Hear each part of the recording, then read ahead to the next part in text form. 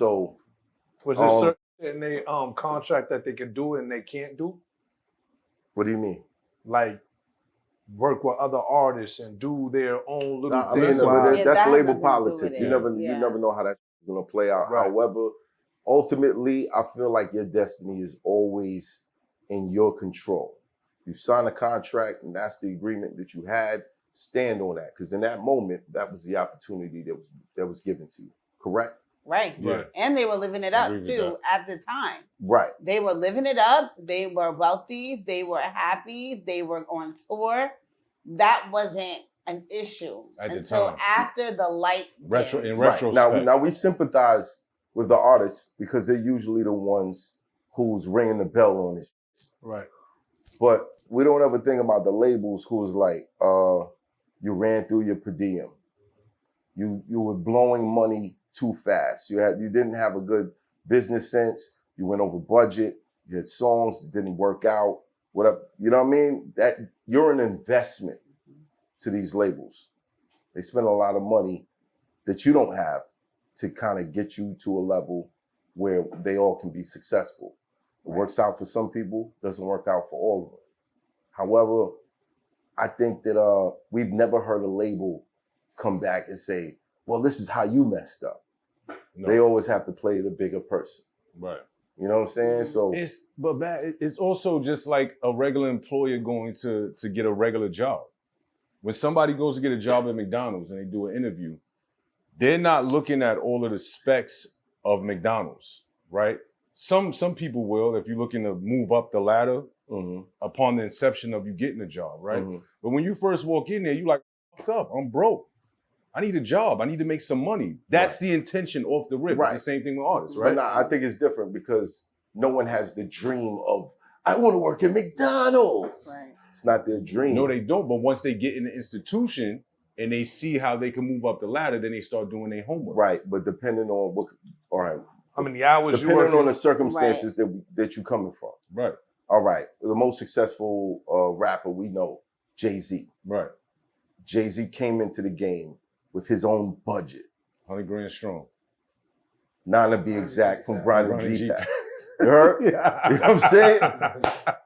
Facts. So his business acumen was already high walking into it. Right. That's not everybody. That's not the He had the money. artist. All he needed was the resources from the labels.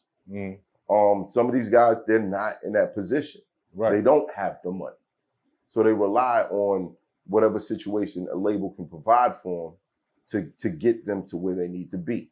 Now, you could turn out to be a Drake. You could turn out to be a Kendrick. You could turn out to be a J. Cole. But these are the same contracts. Right. You dig what I'm saying? Right. So when I hear artists like, yo, they took this from me, they took that from me, I always wonder in the back of my mind, what did you do wrong? Because it's two sides to the shit. There's two sides to the shit. It's 3. Yeah. It's their side, the other person's side, and the truth. Right. So in a lot of cases, I do sympathize with the artists because most of them don't know what they're signing, which is like, okay, you've dreamt about being an artist for so long. Why not take the time to figure out what kind of business you're getting into? Right. What's the best deals? What's the best situation for you? You know, people have advised me, like I've spoken to certain people at the label, but then I have people who have extensive knowledge and they're like, oh, Matt, you don't really need a label. You can go get a business loan from a bank and fund the whole shit yourself. That's game right there. That's free game right there. And I'm like, oh shit, because you think about the interest rate, there's a big difference there. Yeah, because signing to labels alone, you're taking out a loan. It's basically a loan, but you also get the resources of their machine. That's what advance money is, a loan. But if you have your own machine going, like 900,000 subscribers. Right. Exactly. There you go. 900 exactly. No, let's clap it up for that. 900,000. Clap it up for that. Plus. 900,000 plus. A million before the end of the year. Of course, $1 million before the end of the year. But I wonder if, in light of the bad business practices that hindered Diddy, did that open up his mind to let these guys have their publishing back? My personal opinion is I think it's all a marketing strategy. You think it's a marketing strategy? I think all of this shit is a marketing strategy. I don't think so. I think that's what, because we went to the shop, bro. Like we went to, they had Deli on the bottom. In the bottom. So I'm not talking about that. Right. I'm not talking about that. That's separate from what I'm thinking in my mind. My mind is like, Diddy's about to drop an album. Mm-hmm. Okay? Diddy is very, very smart, very strategic about how he moves, how he's positioning things, who he's putting in position in order to bring light to what he is about to do. Right. Right? It's not no eureka moment why this is happening now. Mm-hmm. You understand what I'm saying? It's no eureka moment as far as, okay, I'm going to give back this publishing. And yes, it could be true that he felt a certain way. Now he knows how it feels, right? Mm-hmm. At the same time, Diddy grinded his ass off to get to where he got to go. Even though things happen, you know, with Bad Boy and artists and stuff like that, that nigga worked his ass off at the end of the day. Yeah. But all these years and all this experience that he has, he's learned how to market like a motherfucker. You want to get a single out, you want it to go number one, you go to Diddy for a hit, right? Mm-hmm. He's about to drop an album. And doing something like this at this point, you never know if Diddy's thinking about exiting the game. Mm-hmm. This may be his last lap in the music industry. Right. And he's saying to himself, I need to do something, no disrespect to anyone, that's going to bring attention to what I'm doing right now and make sure people understand. And at the same time, give back to all those that I owe. Well that's how I look at it. It's a marketing strategy. He's a billionaire now, correct? Right. I think once you reach $1 billion, what do you need it for? What do you need it for? I feel like it's a little bit of both. It's the passion. It's the passion of music. I feel like it's a little bit of both.